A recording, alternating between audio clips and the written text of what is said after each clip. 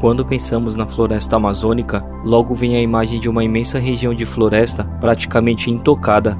Sabemos que a floresta é habitada por vários povos indígenas, mas a ideia que temos desses povos é de que eles sempre viveram em perfeita harmonia com o ambiente, interferindo o menos possível na natureza e tirando dela apenas o essencial para sua sobrevivência. Mas segundo dados arqueológicos, esse conceito pode estar bem fora do que realmente existiu naquela região. Isso não quer dizer que tenham sido erguidas na Amazônia pirâmides ao estilo das construídas por maias e astecas na América Central, mas já fazem 3 décadas que arqueólogos descobrem evidências de uma população nativa da floresta amazônica, muito mais numerosa e sofisticada do que se costuma imaginar.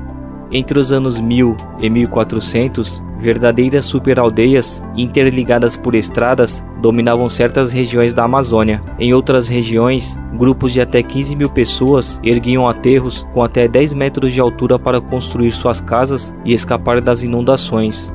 Sociedades complexas existiam em quase todo o rio Amazonas, no Médio e Baixo Orinoco, na Bolívia e em outras áreas, de acordo com o arqueólogo americano Michael Heckenberger, que há anos estuda um conjunto de agrupamentos desse tipo no Alto Xingu. Ele disse que em 1500 a Amazônia provavelmente era uma área de enorme diversidade cultural, com grupos regionalmente interligados. Uma Amazônia urbanizada é uma ideia antiga. Quando os primeiros exploradores espanhóis desceram dos Andes pelo rio Amazonas em 1542, o cronista da missão Gaspar de Carvajal, um frade dominicano, descreveu o lugar como densamente povoado. Quando nos viram, saíram para nos encontrar no meio do rio, mais de 200 canoas, cada uma com 20, 30 ou 40 índios, escreveu o frade. Em terra firme, era maravilhoso ver os esquadrões que existiam nas vilas, todos tocando instrumentos e dançando. Descrições desse tipo tornaram-se raras do século XVII em diante, levando os mais céticos a considerar que Carvajal e outros exploradores exageravam bastante nos relatos. Com a chegada da arqueologia científica, a partir do século XIX, a teoria de que o calor, chuvas constantes e o solo pobre tornaria impossível o surgimento de qualquer tipo de civilização na Amazônia, já que não seria possível produzir alimentos suficientes para grandes populações. Mas a partir da década de 1980, essa teoria começou a ser questionada.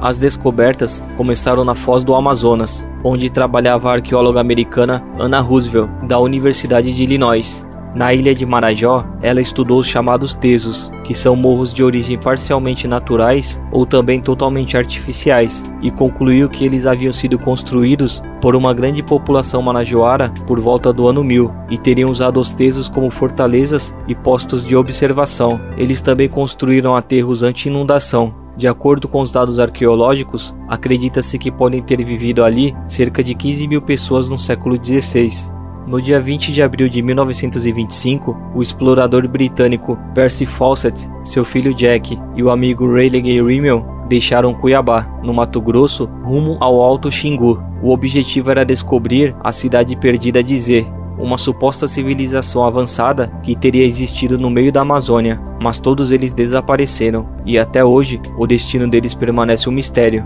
Talvez as sociedades complexas da Amazônia pré-colonial inspiraram a lenda de Zé, mas isso é material para outro vídeo.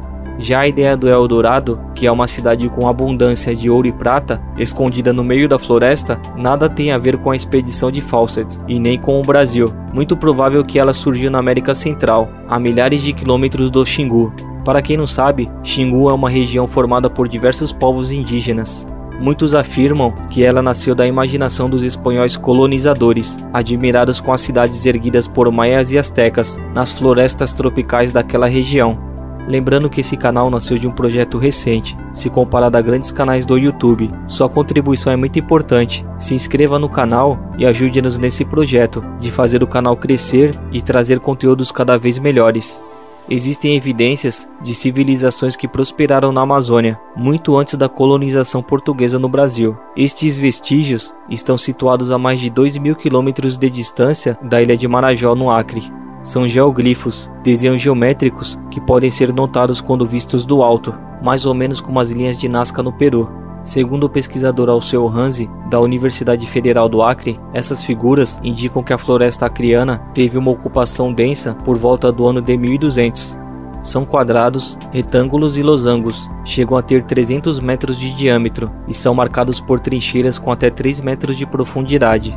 A descoberta da maioria deles é recente e só foi possível por causa do desmatamento da região, antes permaneciam encobertos pelas árvores. De acordo com o pesquisador, é ainda muito cedo para dizer como os geoglifos foram feitos e qual era sua função original. Muitos deles estão em áreas mais altas. Uma hipótese é de que os geoglifos eram usados para a defesa do território, através de monitoramento. Outra possibilidade é de que as grandes trincheiras funcionassem como tanques para a criação de peixes e tartarugas. Os povos daquela região podem ter desmatado vastas áreas do Acre para criar sua rede de geoglifos. São mais de 200 num raio de apenas 250 km². O pesquisador Hanzi acredita que por causa de fenômenos naturais, como o El Niño, excepcionalmente intensos, o ambiente não era de mata fechada na época da ocupação. Calcula-se uma população de aproximadamente 60 mil pessoas que vivia na região. No Alto Xingu, estudos liderados pelo arqueólogo Michael Heckenberger revelaram um lado urbano da Amazônia no passado. Ele afirmou ter identificado uma rede de antigas vilas, muitas delas no período anterior à chegada dos europeus. Para você ter uma ideia, essas antigas vilas fazem as atuais aldeias indígenas parecerem minúsculas e podiam abrigar milhares de pessoas. Esses agrupamentos eram cercados por fossos de vários metros de largura e profundidade, cercada com estacas apontadas e fincadas na terra, interligadas por estradas de até 40 metros de largura. Eles teriam surgido no século IX e atingiram seu ápice como civilização cerca de 400 anos depois, no século XIII. Era uma sociedade com relações de poder e hierarquia, negociavam e faziam alianças, e também faziam guerras. Foi moradia para mais de 2.000 pessoas, mas seu desaparecimento ainda é um mistério. É provável que várias sociedades da época tenham entrado em colapso antes da chegada dos europeus.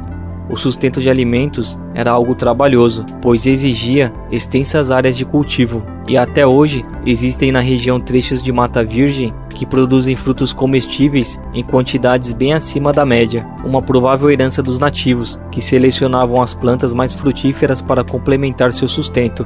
Eles viviam distribuídos em vilas de pequeno ou médio porte, mas conectados por estradas que facilitavam a formação das redes de comércio e o intercâmbio cultural. Por mais que ainda seja preciso apurar todas as evidências e os dados coletados, tudo leva a crer que a Amazônia abrigava muito mais gente do que se costumava imaginar. Uma teoria para o declínio populacional são as epidemias causadas pelos europeus, como também é sugerido em outras partes do continente. Mas essas civilizações deixaram seu legado, através da tradição oral dos Khoikhuro e de outros povos do Xingu. A própria cerâmica indígena feita hoje em dia é muito similar àquelas encontradas nos sítios arqueológicos. Se gostou desse vídeo e achou interessante como eu, deixa seu like e se inscreva no canal. Eu fico por aqui, até a próxima, valeu!